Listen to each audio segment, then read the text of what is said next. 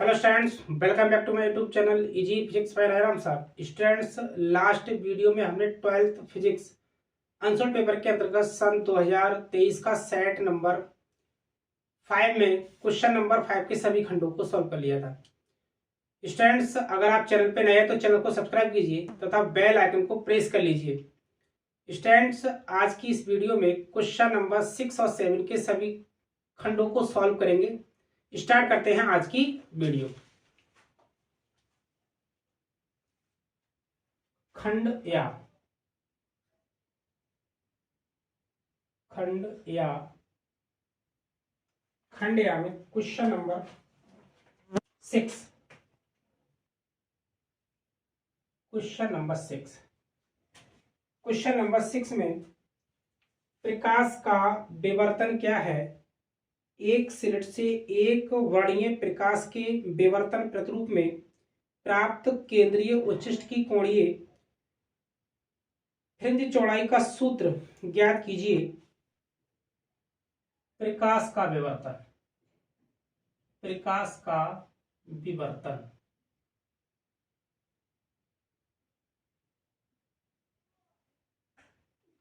प्रकाश का क्या होता है। प्रकाश का विवर्तन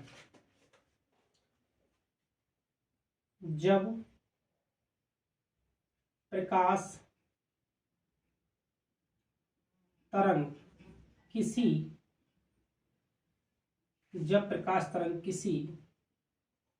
अवरोध या छिद्र से होकर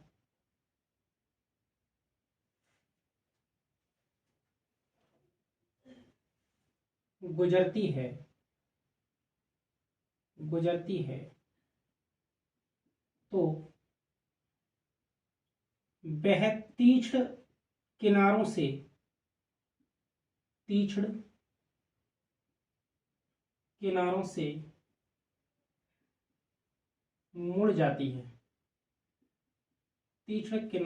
मुड़ जाती है।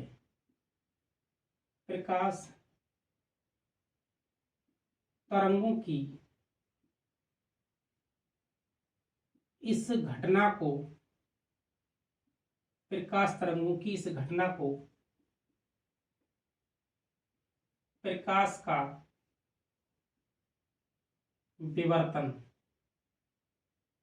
प्रकाश का विवर्तन कहते हैं। आगे पूछा है केंद्रीय उच्चिष्ट की कोणीय चौड़ाई के लिए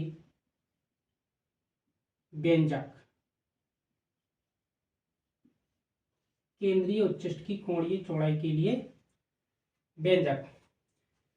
सामने एक चित्र बना हुआ है। इसमें दो उत्तल लेंस L1 और L2 हैं। इसके बीच में कोई एक रेखा छिद्र है AB है जिसकी चौड़ाई स्मॉल e है। ठीक है, यहाँ पर एक प्रकाश स्रोत S है। S से चलने वाली प्रकाश तरंगें लेंस L1 से अपवर्तित होकर इस छिद्र के तीक्ष्ण किनारों से, ठीक है ना, तीक्ष्ण किनारों से क्या होती है, विवर्तित हो जाती हैं।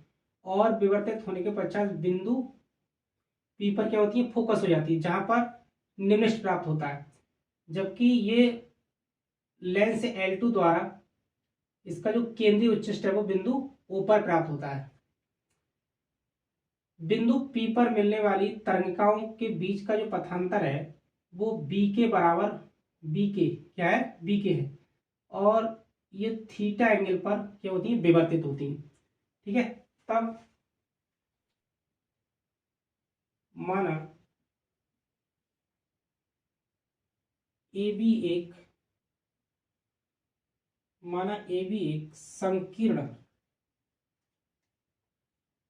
संकीर्ण छिद्र है। S एक वर्णी प्रकाश स्रोत है, एक वर्णी प्रकाश स्रोत है।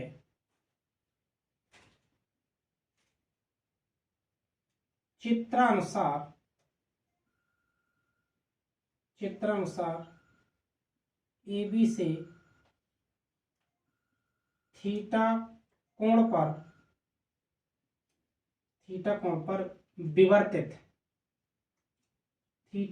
पर विवर्तित होने वाली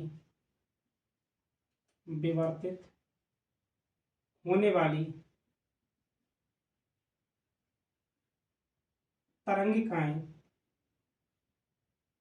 पर्दे के बिंदु P पर फोकस होती हैं।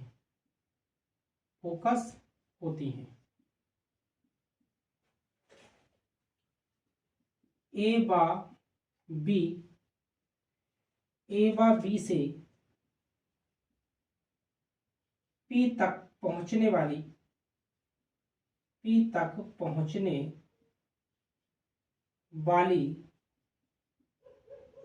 तरंगिकाओं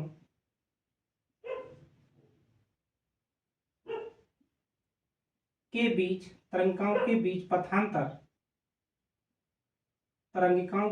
पथांतर B के बराबर लैम्डा है तथा छिद्र की चौड़ाई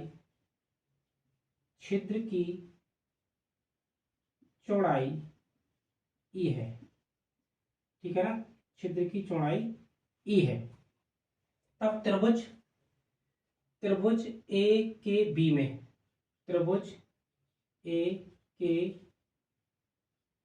B में साइन थीटा बराबर BK अपॉन AB। ठीक है ना, यहाँ पर त्रिभुज A के B में, यहाँ पर क्या बनेगा, ये लंब है तो ये 90 डिग्री बनेगा। ठीक है, ये आपका AB क्या हो जाएगा, कर्ण। ठीक है, साइन थीटा और क्या होता है, लंब बटे कर्ण। लंब क्या हो जाएगा आपका BK, यहां से निकालेंगे BK बराबर AB साइन थीटा, या इसको लिख सकते हैं BK बराबर E साइन थीटा। ठीक है, BK बराबर E साइन थीटा। इसको डालेंगे इक्वेशन नंबर 1। यदि बिंदु P पर m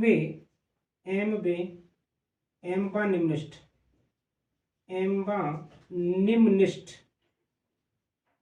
प्राप्त होता है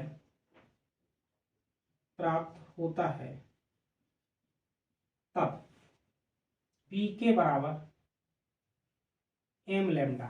ठीक है ना, तब क्या हो जाएगा, BK बराबर m लैम्डा। इक्वेशन 2, समीकरण 1/2 से, समीकरण 1/2 से क्या हो जाएगा, E साइन थीटा बराबर m lambda. E sine theta बराबर m लैम्डा, जहां m बराबर 1 2 3 डॉट। ठीक है ना, यहां लगाएंगे प्लस माइनस, क्योंकि निम्निष्ठ जो है वो केंद्रीय उच्चिष्ट के दोनों ओर प्राप्त होंगे। ठीक है ना, यहां से थीटा बराबर plus minus m lambda upon में E।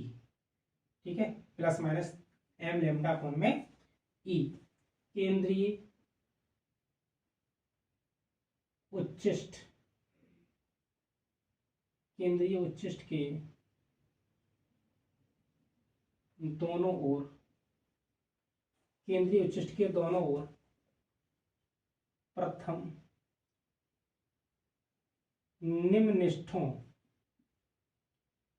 निम्निष्ठों के बीच की दूरी को कोणीय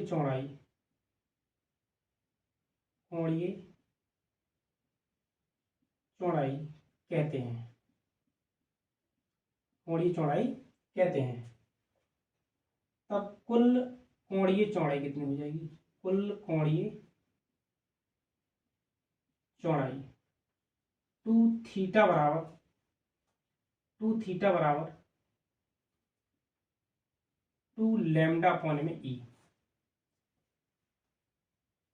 2 लैम्डा अपॉन में ई।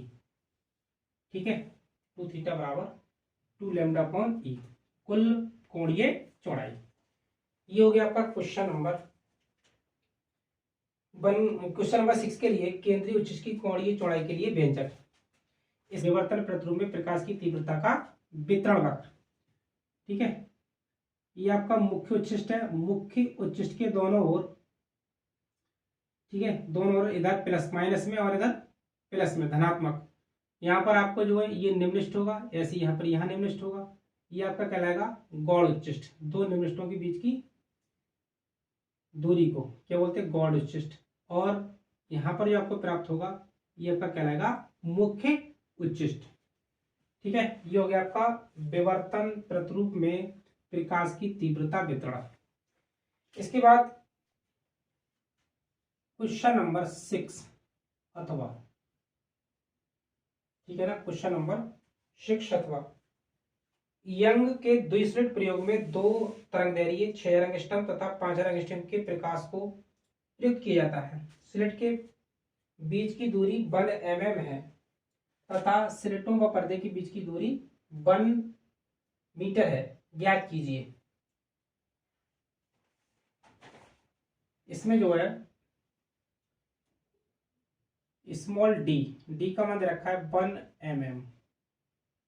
ठीक है, 1 गुणा 10 की पावर -3 मीटर, और कैपिटल डी दिया आपका 1 मीटर। प्रकाश की तरंगदैर्घ्य प्रथम जो दे रखी है वो 6000 एंगस्ट्रॉम। ठीक है, इसको चेंज करेंगे तो आपको मिल जाएगा 6000 गुणा 10 की पावर -10 मीटर में, या इसको सकते हैं 6 गुणा 10 की पावर -7 मीटर। इसी प्रकार λ2 ये आपका दे रखा है 5000 एंगस्ट्रॉम, 5000 एंगस्ट्रॉम। इसको 5000 गुणा 10 की पावर -10 मीटर, तो 5 गुणा 10 की पावर माइनस के, ये क्या हो जाएगा? 7 मीटर। ठीक है, नंबर 1 पहले क्वेश्चन जो पूछा है, पर्दे पर केंद्रीय उच्चिष्ट से द्वितीय फ्रिंज की दूरी, द्वितीय अदीप्त फ्रिंज की दूरी ये क्या हो जाएगी आपकी? x2 बराबर d lambda upon D 2m-1 into ये आपका लैम्डा अपॉन में 2। ठीक है, जहां m बराबर क्या रखना है? 2, द्वितीय अदीप्त फ्रिंज। तो ये आपको हो जाएगा x2 बराबर कैपिटल डी कितना दे रखा है? 1, और स्मॉल डी का मान कितना है?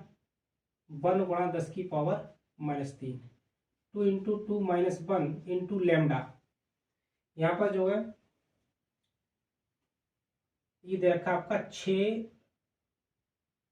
6 गुणा 10 की पावर -7 अपॉन में 2। 2 से 3 कैंसिल करेंगे, 2 3 6।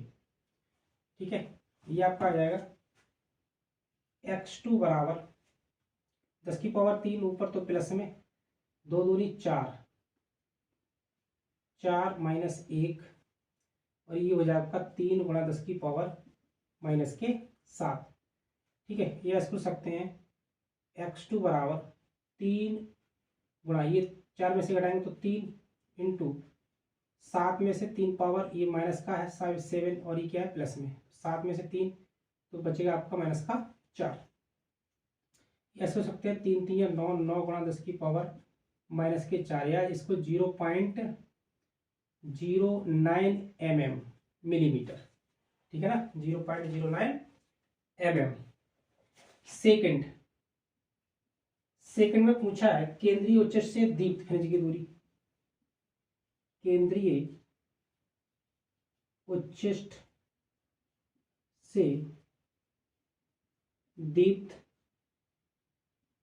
फ्रिंज की दूरी, ठीक है ना, केंद्रीय उच्चस्थ से दीप्त फ्रिंज की दूरी बराबर ये आपकी होगी m d lambda upon d, और जहां m बराबर क्या हो जाएगा 3, तो 3 स्मॉल d का मान 1 इंटू ये आपका है 5 गुणा 10 की power minus 7 upon small d कितना दे रखा है 10 की पावर 1 गुणा 10 की पावर माइनस का 3, ये आपको हो जाएगा 3 पंजे 15, ठीक है ना, 10 की पावर 7 ये माइनस के 4 आएगा आपका 10 की पावर माइनस के 4, ये इसको सकते हैं हम 0.15 mm, ठीक है, 0.15 mm। नंबर 3, फ्रिंजों के समपाती होने पर, है ना, समपाती होने पर ये आपका m1 लैम्डा 1 बराबर m2 lambda, m1 into lambda 1 कितना है 6 गुणा 10 की पावर माइनस 7 बराबर ये आपका कितना है m2 इंटू ये दे रखा आपका 5 गुणा 10 की पावर माइनस 7, ठीक है ना, 10 की पावर माइनस 7 से 10 की पावर माइनस कैंसिल हो जाएगा, तो 6m1 बराबर 5m2, ठीक है ना, 6m1 बराबर 5m2। तो ये अर्थात ये जो है दोनों तरंगों से उत्पन्न दीप्त फ्रिंजें संपाती हुई केंद्रीय, तो केंद्रीय उच्चस्थ से 5वीं दीप्त फ्रिंज होगी, कौन सी होगी 5वीं दीप्त फ्रिंज, अर्थात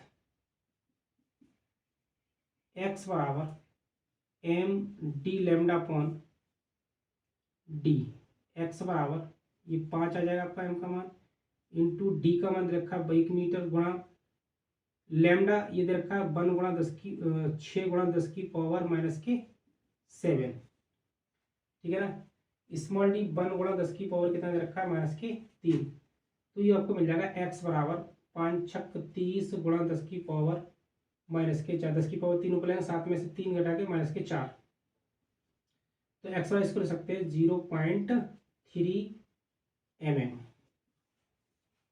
0.3 mm, ठीक है।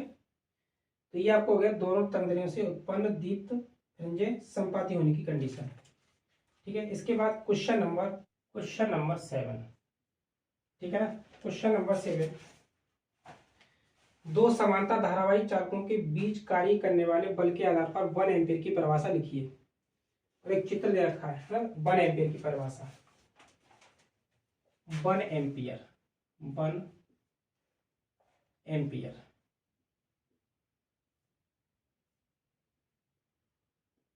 1 एम्पीयर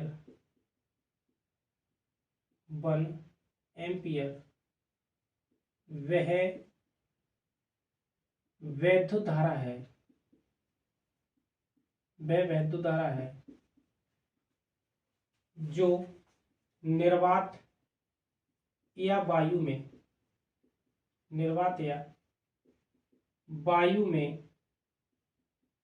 1 मीटर की दूरी पर स्थित 1 मीटर की दूरी पर स्थित दो सीधे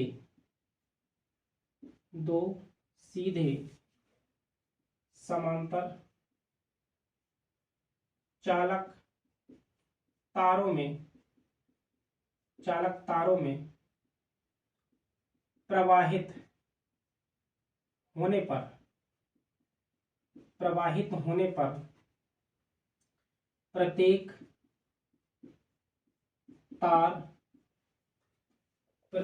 तार की प्रति मीटर लंबाई पर 2 गुणा 10⁻⁷ न्यूटन का बल उत्पन्न करती है। न्यूटन का बल उत्पन्न करती है। ठीक है, ये आपकी हो गई 1 एम्पियर, है ना, 1 एम्पियर की परिभाषा। इसके बाद एक चित्र दिया है,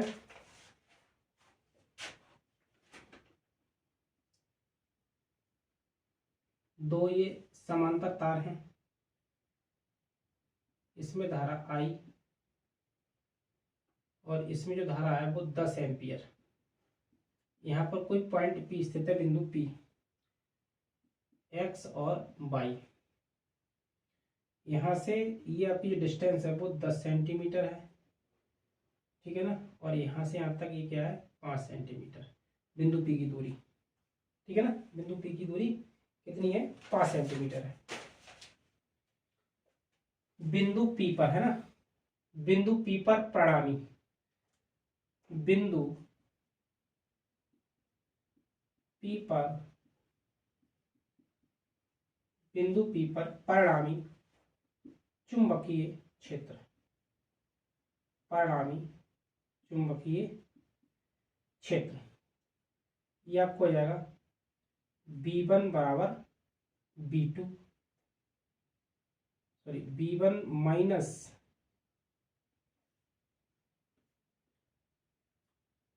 B बराबर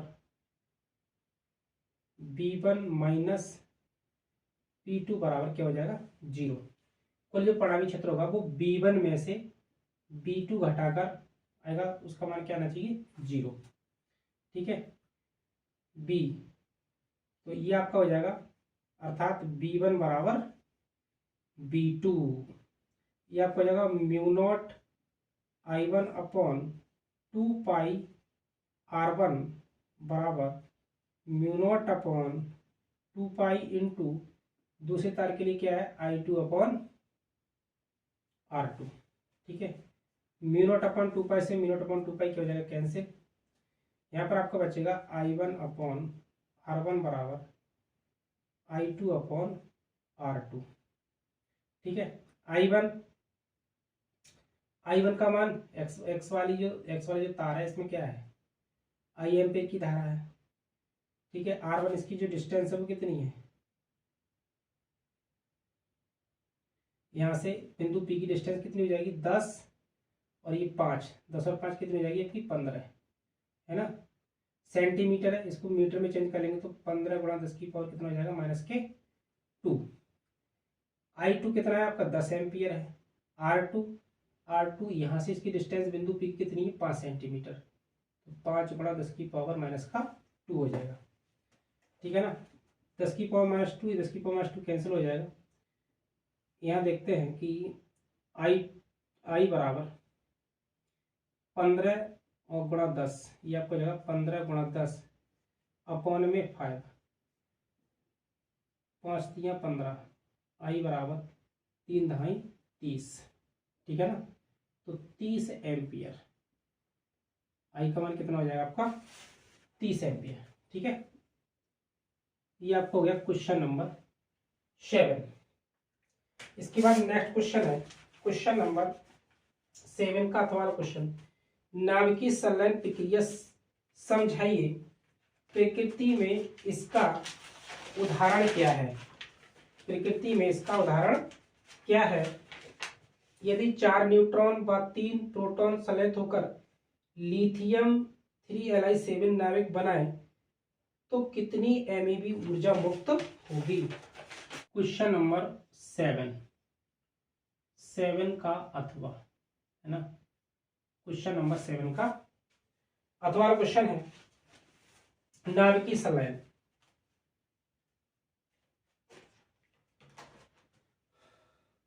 नाभिकीय संलयन, नाभिकीय संलयन क्या होता है। नाभिकीय संलयन जब दो हल्के नाभिक परस्पर संयुक्त होकर एक भारी नाभिक का निर्माण करते हैं तो इस प्रक्रिया को नाभिकीय संलयन कहते हैं। नाभिकीय संलयन कहते हैं, ठीक है ना। तो इस प्रक्रिया को नाभिकीय संलयन कहते हैं। इस प्रक्रिया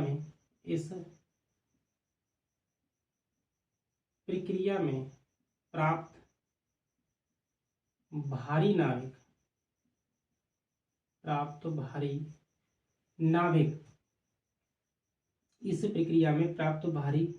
नाभिक का द्रव्यमान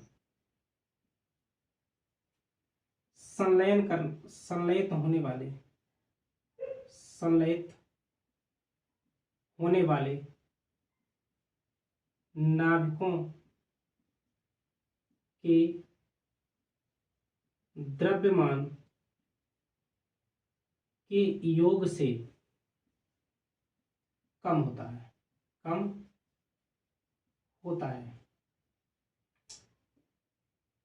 यह द्रव्यमान क्षति ऊर्जा के रूप में निकलती है। ऊर्जा के रूप में मुक्त हो जाती है। ऊर्जा के रूप में मुक्त हो जाती है, ठीक है ना।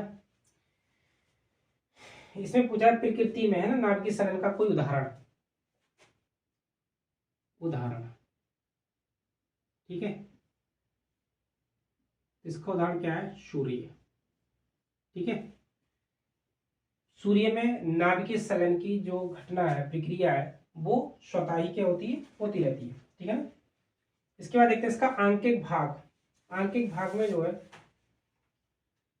प्रोटॉन का द्रव्यमान दे रखा है, न्यूट्रॉन का द्रव्यमान, लिथियम नाभिक का द्रव्यमान, ठीक है ना। तो 3Li7 नाभिक बनाए तो MeV में ऊर्जा हमें अब क्या करनी है? ऊर्जा फाइंड करनी है।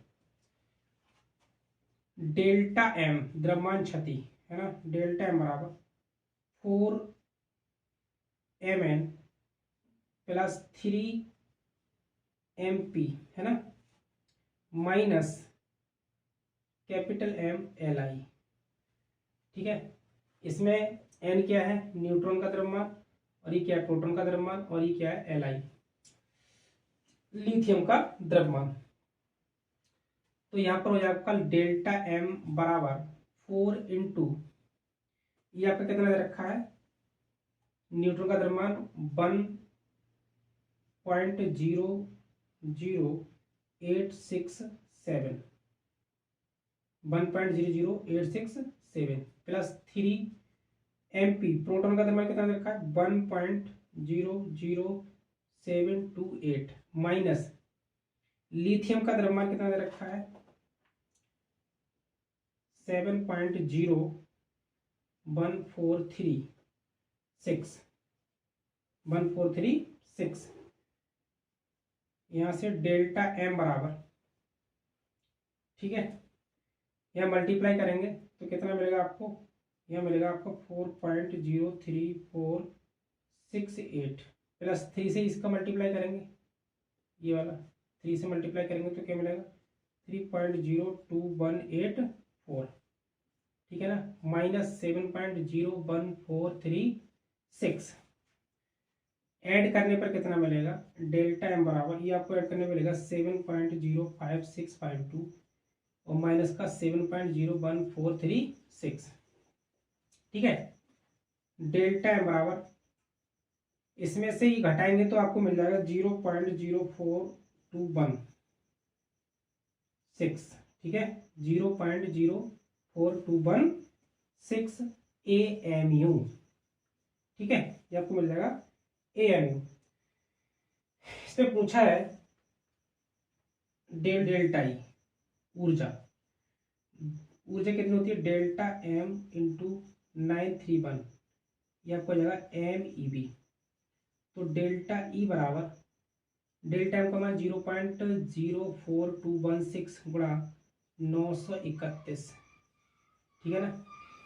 सॉल्व करेंगे तो आपको मिल जाएगा, ये आपका डेल्टा ई बराबर 39.25096 MEV, ठीक है ना, MEV 39.2596 MEV, ठीक है। ये आपकी हो गई ऊर्जा। क्वेश्चन नंबर 7 का आठवां वाला क्वेश्चन, ठीक है। तो स्टूडेंट्स ये थे क्वेश्चन नंबर 6 और 7 के चारों क्वेश्चन में सॉल्व कर लिए। आज की वीडियो को यहीं समाप्त करते हैं, मिलते हैं नेक्स्ट वीडियो में। Thank you so much for watching this video.